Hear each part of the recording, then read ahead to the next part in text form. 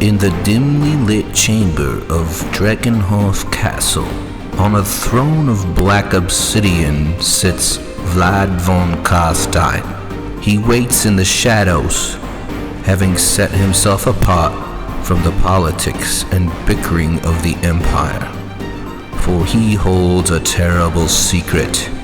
He and all the ruling aristocracy of his province are vampires, undying monsters from beyond the grave. Here he patiently waits. The pieces of magic stone that he scattered among the ruins of Mordheim can give the Count the power to challenge the nobles of the Empire and enslave the men of the old world. The night belongs to the undead, and in Mordheim it is always night.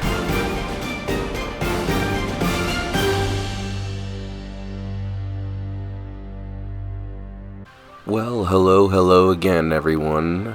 Welcome back to Legendary Tabletop. And today, we are building an Undead Warband for Mordheim. And we are back on our favorite site, my mini factory. And we've found some cool undead units that we are going to 3D print and paint. Now, in the rules for Mordheim, you kind of use, I believe, ghouls as your goons, but I am going to make skeletons, because who doesn't like skeletons? And I want to, so I'm gonna do it.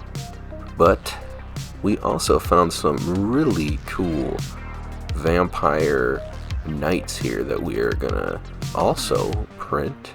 And I will leave you, of course, with the links to all of the miniatures below in the description, if you'd like. So, we're doing something a little bit different here. We're gonna try to consolidate our workflow. Now, these skeleton boys are primarily armor.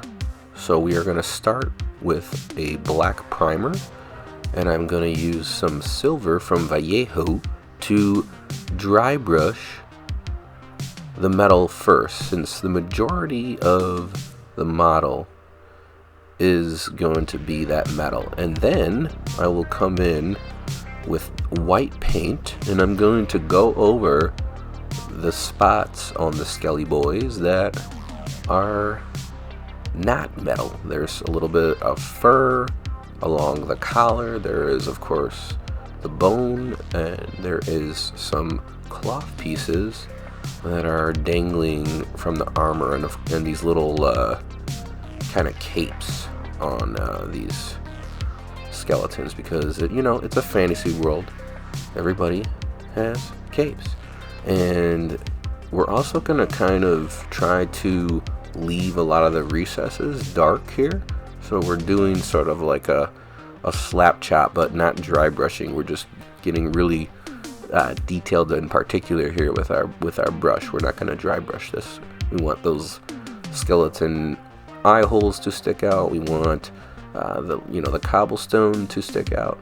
And here I have some speed paints here, and I've sped up the footage here, and we are taking a purple, and now I have these really cool miniatures that are from Archon Studio, who do the Dungeons and Lasers Kickstarters, is what they're known for.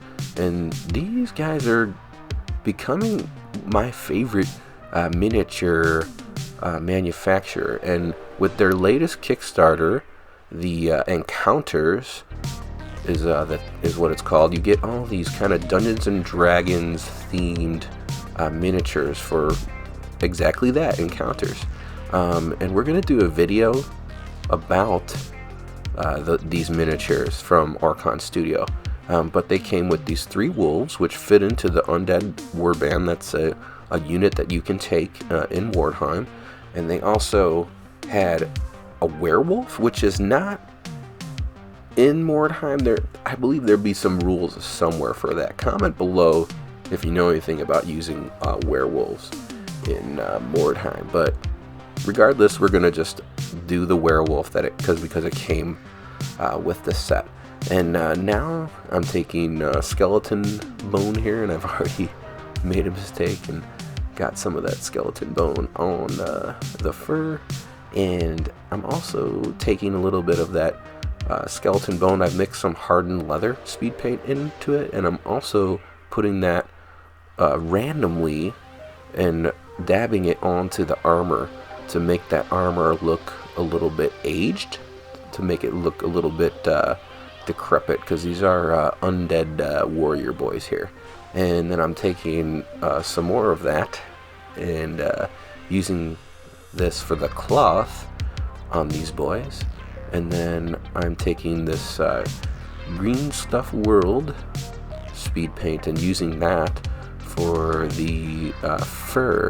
You know, these guys are a little bit maybe inspired by the Game of Thrones White Walkers. They're cold weather skeletons. So there you have it.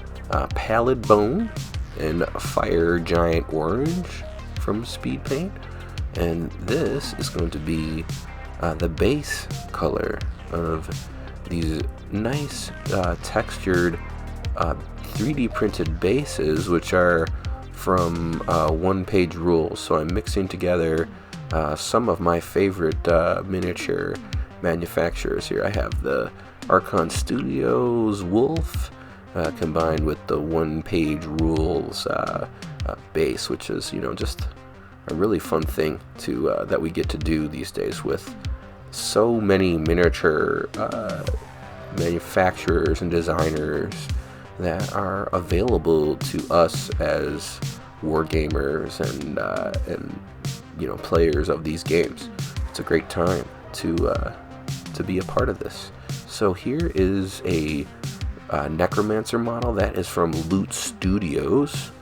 Another kind of random miniature in there, but I just thought that would just look great for the Necromancer, and that will also have a link below to the Loot Studios, which is, you know, another one of my favorite miniature designers.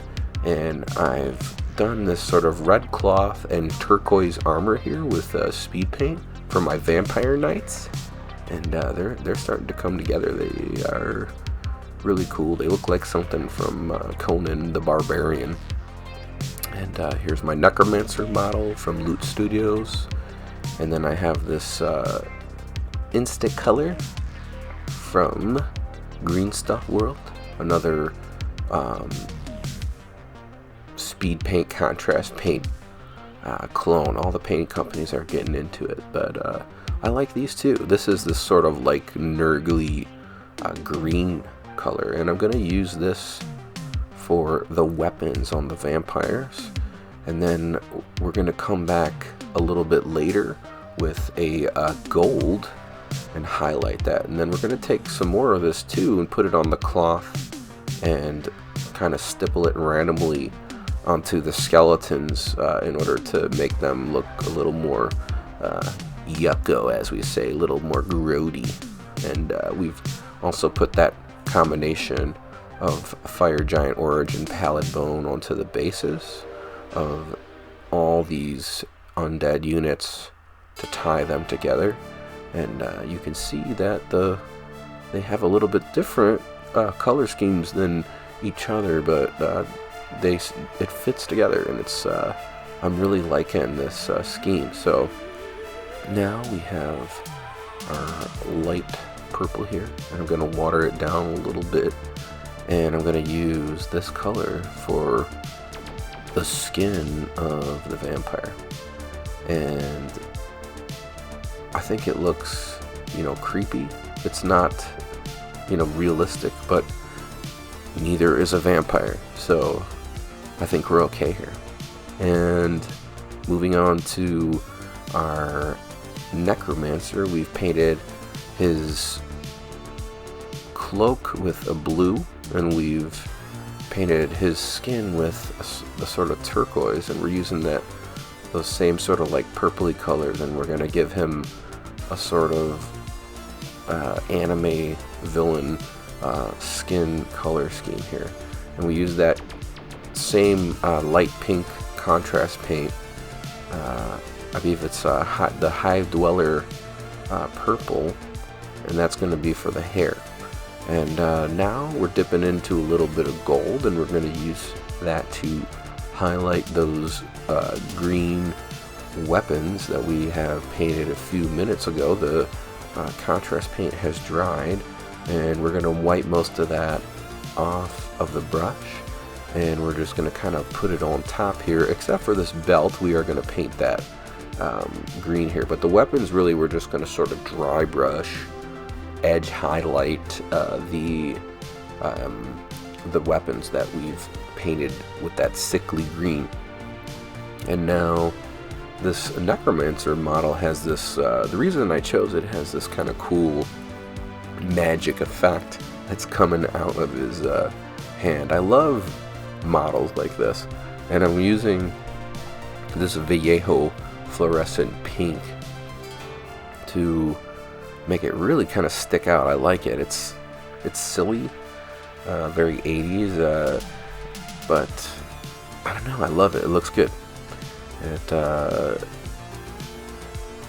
Yeah, I'm loving I love that Vallejo paints. I recommend those to anybody. And I have a couple pieces here for this guy.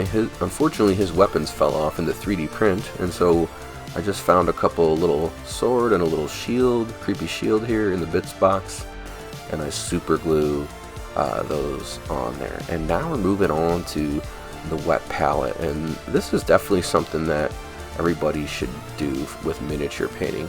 The best part of it is you can kind of mix your paints, you can keep them wet, you can close the palette and come back to it days later, and you have all the colors. You don't have to remix all the colors that you've made.